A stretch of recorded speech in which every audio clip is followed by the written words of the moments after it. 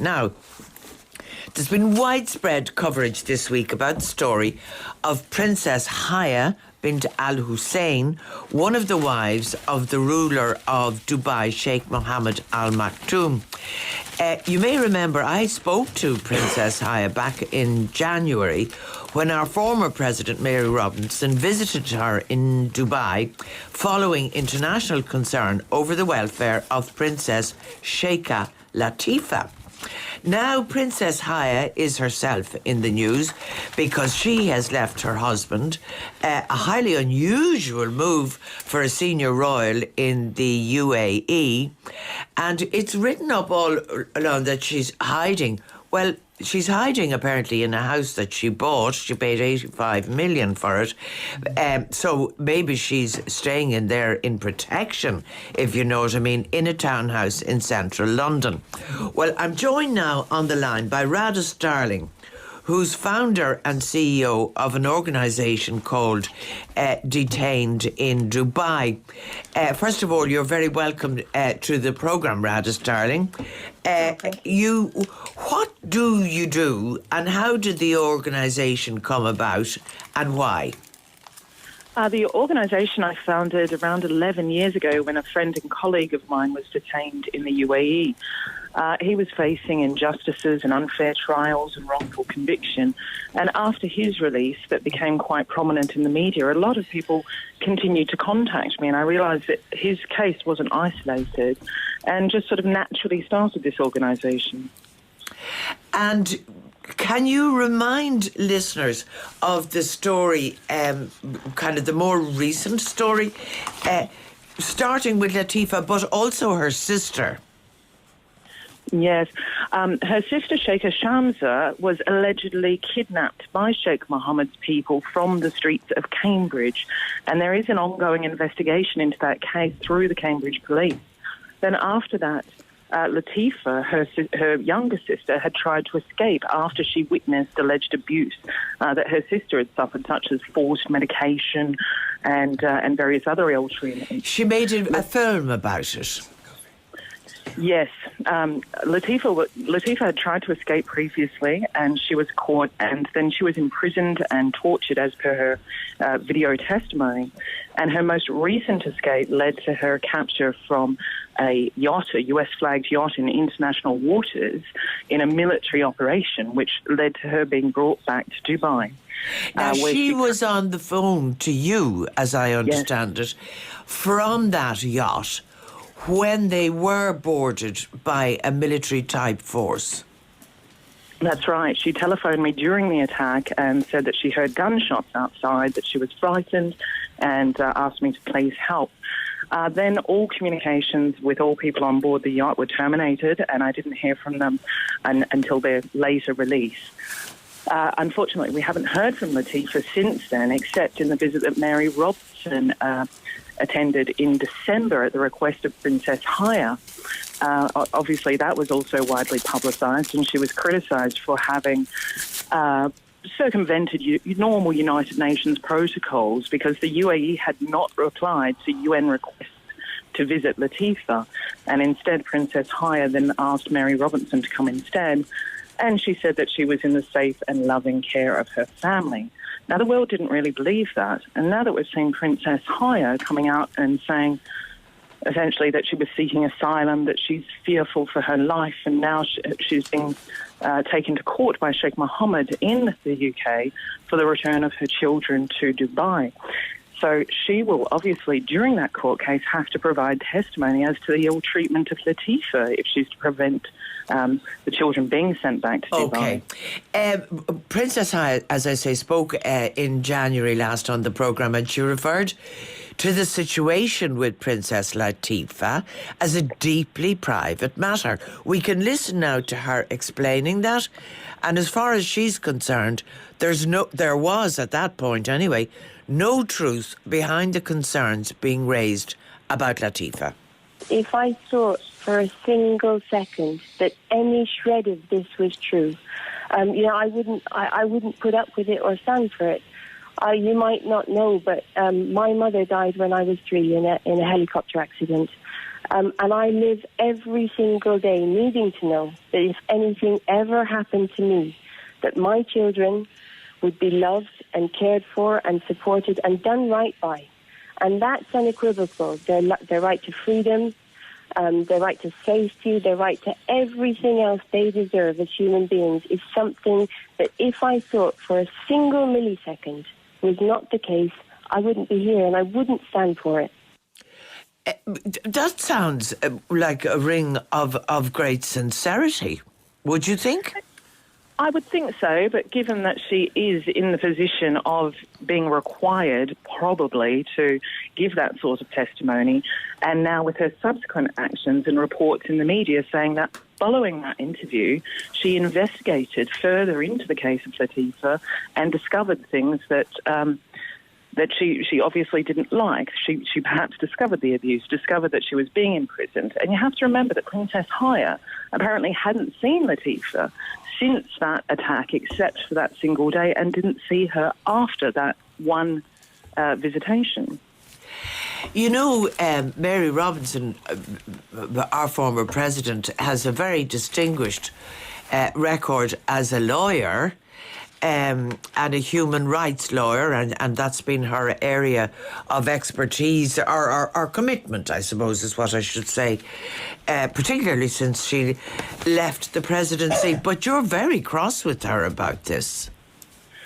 Well, given that it circumvented usual UN protocols where they would send a team of people who were trained to see whether Latifa was under duress during that meeting, and Mary had a meeting with Latifa for several hours only, or two or 3 hours perhaps, and then came out with a report saying that she's absolutely fine.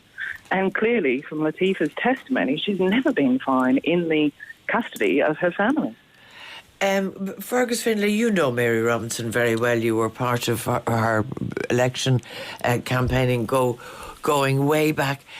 Was it odd that she would give, as it were, a diagnosis?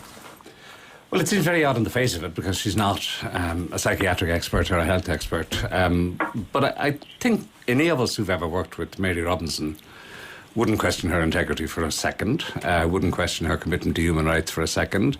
I mean, I don't understand this story. It seems incredibly complex and arcane and, you know, all sorts of peculiar elements of divorce and acrimony and so on are tied up in it as well, and obviously huge amounts of money at play. And it may be that Mary Robinson made an error of judgment in being dragged into the middle of it. I'd be amazed if anyone would question her good faith in the matter, though. Mary, what do you think?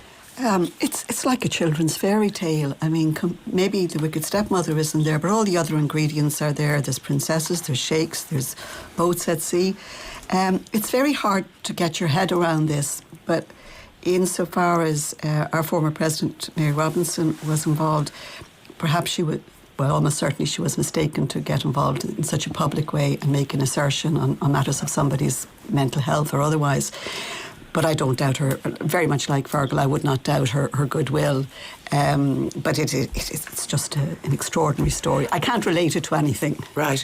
And since, in her own statement last December, Mary Robinson said, since her return from Dubai, I've written a report of my visit to Michelle Bachelet, the UN High Commissioner for Human Rights.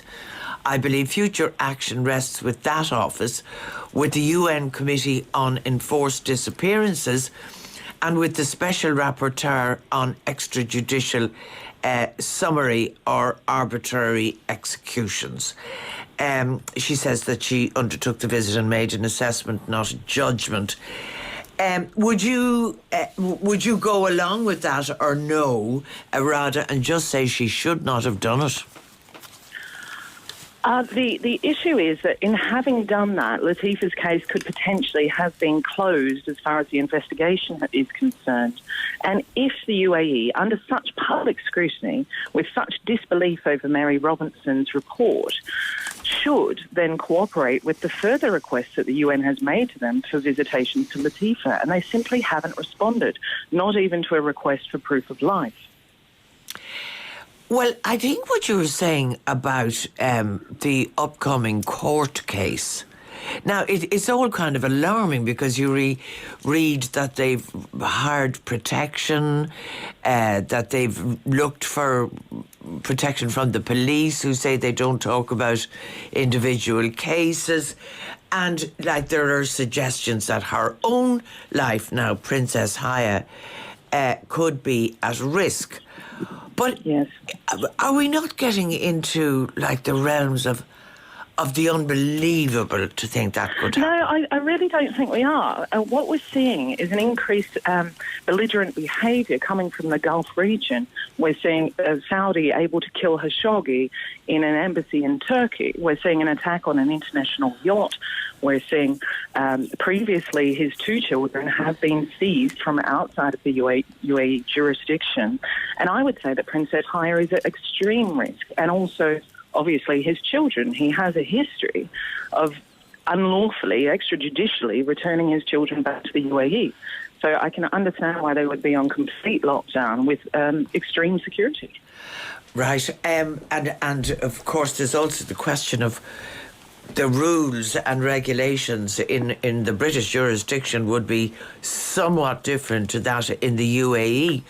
But I got the impression when I was speaking to her and her, well, I wasn't speaking to her people, but researchers were and producers, there was huge emphasis on the fact that she is the daughter of the King of Jordan. And I thought it was interesting that that emphasis was laid. And does that make her less vulnerable than the other wives if they step out of line?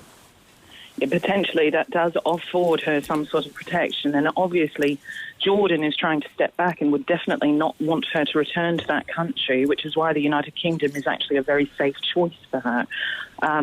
Obviously the ramifications of trade agreements and all sorts of agreements between those countries are being negotiated behind the scenes, and the UAE will definitely be trying to work with Jordan to convince Princess Haya to cooperate.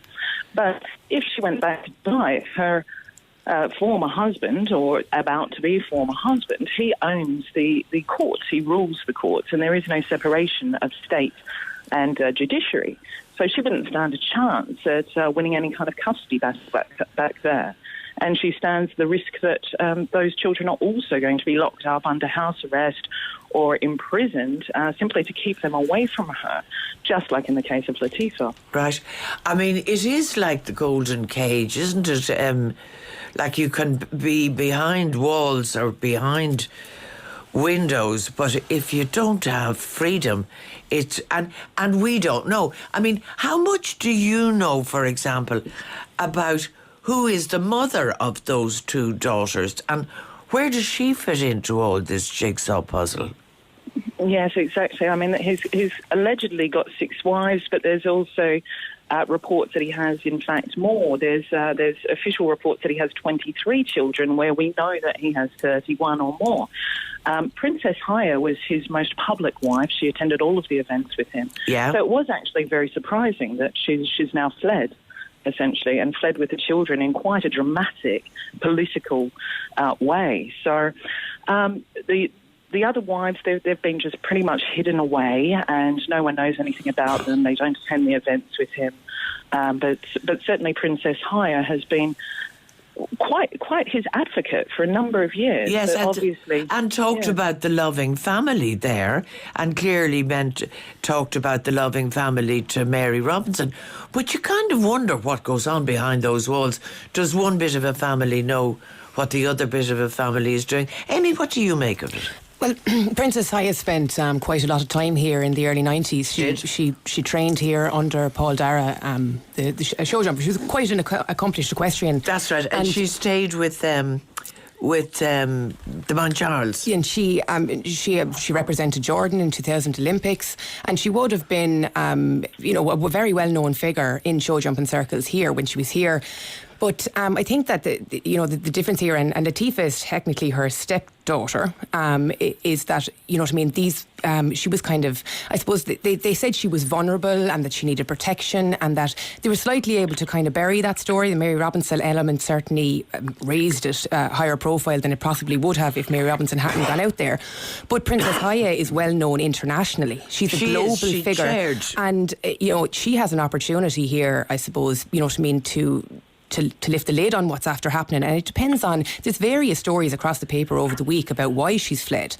And I'm not going to comment on which ones are true or false, yes, but because we don't know. But, you know what I mean, and then with her husband posting on Instagram, and, you know what I mean, I can tell us about the husband's post. So he's writing poetry, and the translation, basically the one that stood out for me is in identifying an unidentified woman, I don't care if you live or die.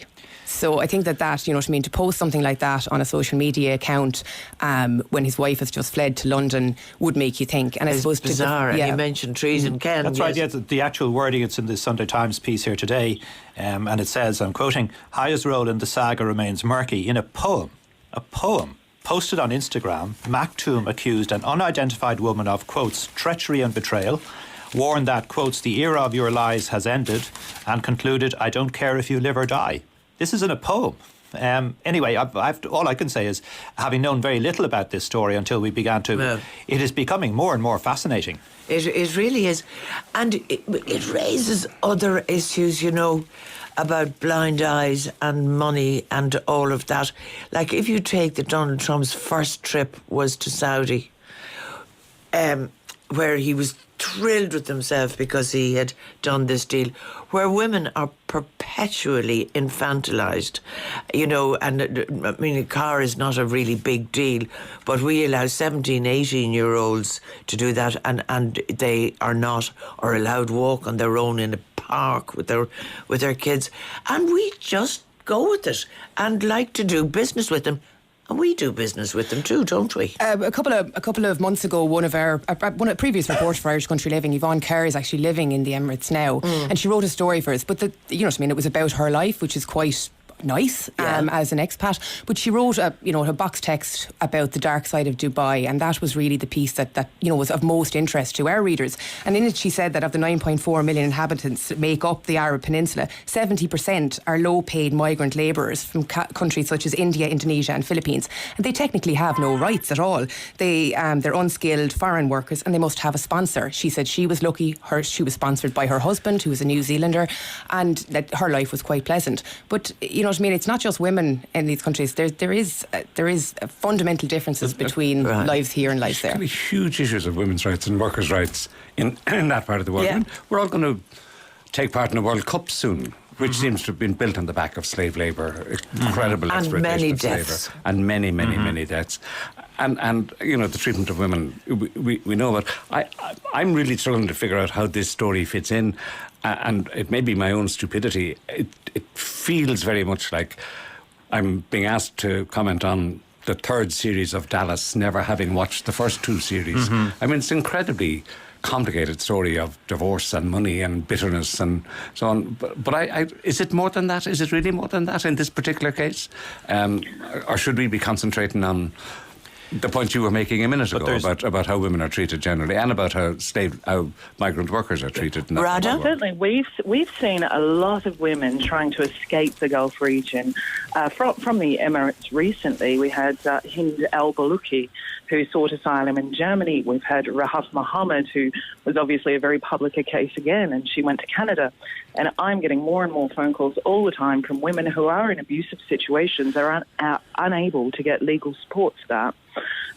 So we have a huge problem, and yet we've got these countries, especially Dubai, marketing that women have all of the freedoms, all of the rights. They have women on boards of companies and so on. But that's just a very small layer of the problems there. We have also women making reports that they've been raped and then being charged with having sex outside marriage and jailed for it. So there is absolutely a prejudice against women in the Middle East. One of the things about the same Sheikh Maktoum, I might go to you on this, like he has extensive involvements in Ireland, and everybody's heard of Godolphin, and you see photographs of him with the Queen, and in parts of Kildare they will sing his praises because of employment, good employers and all of that. How do you think that'll go down here? Well, he does have considerable investments here, and his breeding operations would be worldwide renowned, and he's won a lot of races here. His wife would have accompanied him to a lot of those, but she's friendly. She's friendly with the Irish, I suppose, in her own right, separate to him. You know what I mean? She was here in her own right, show jumping in a separate industry, and show jumping is a separate industry to the horse racing industry. You know what I mean? It will depend on how this all plays out in the courts, and it's going to be much more public because there's two children involved as well. The fact that she took the two kids to London with her, and that he's going to want to have those back, I think that public perception will be guided by that. Well, that's very traditional. You hear about that all over the place. That in some Muslim societies, the children stay with the man's family, not necessarily when they're very young, but certainly when they get to a certain age, they go back to their dad. It used to be that you only got custody if you were a woman here. I mean, these things... Different, yeah. God, I was going to say horses, but I won't. But I have met a number of people who knew her when she was here, because she was here for quite a while. A range of people, and they were very impressed with her. She wasn't kind of looking to be treated like a princess every hour of the day, and she got stuck in, and she worked very hard and, improved her own skills, and then she ended up chairing one of the international equestrian federations, and I'm advised that she beat it into shape, that it was all over the place. Hardner, you're now wearing your diplomatic hat. How do you interpret what's happening here?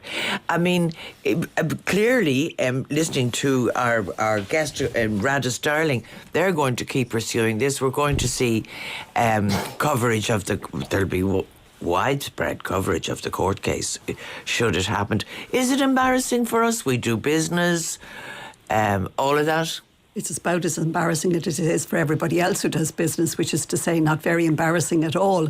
I think there are a few things here. I mean, this clearly will all play out. It's going to be a difficult divorce. There's a lot of money at stake. There are children at stake. Maybe some good will come out of that, in that maybe it will shed some light on what exactly has been going on in the family. There's a bigger issue about the UAE and about the Emirates. They have been very active, as have other countries in the region, in the regional tensions that have gone on, and now the region is extending into North Africa, and the UAE backs one group in Libya, and the Saudis back another group, and it is a very complicated political situation that maybe we should be paying more attention to, rather than the goings-on of the royal family. Should we be doing business with them? Well, if we stop doing business with people who have question marks over, we won't be doing a lot of business, and that's a choice we can make. But for the moment, there are no sanctions on the UAE. Right. There is considerable UAE investment in Ireland, and there are a lot of Irish people working in the Gulf.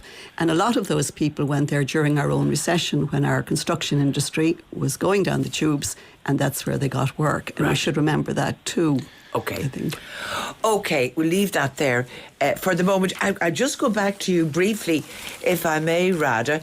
How do you see the next bit of this unfolding?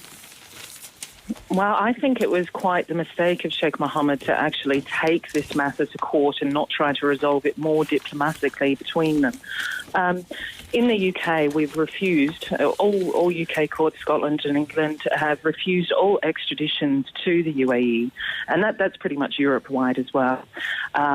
Because of the real risk of unfair trials, of human rights violations and even torture, the UAE hasn't taken any steps to improve the human rights situation there to allow us to extradite people, despite the fact that we have a treaty.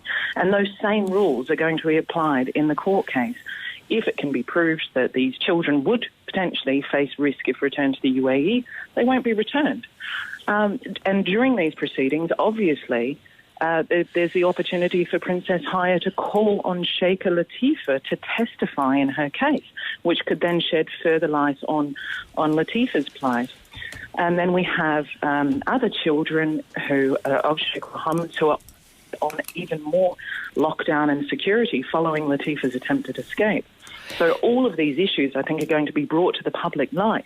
He's been the ambassador for Dubai for a long time, and he's been very popular, promoted the country, and he was actually quite liked.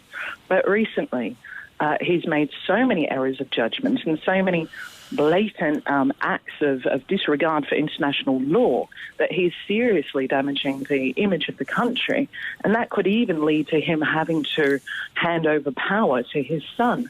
Abu Dhabi, who's the powerhouse in the UAE, is not going to be very pleased at all with these acts that are essentially only coming from Sheikh Mohammed and causing such damage to the country as a whole. Right, one last question. In this jurisdiction, family law is held in camera. Is it the same in Britain? I believe that these court proceedings will be quite private, so there will be a lot of information available and a lot of information will certainly be leaked, but overall the proceedings will be kept private. Okay, we will watch with interest. And Radha Stirling of Detained in Dubai, thank you very much indeed for talking to us.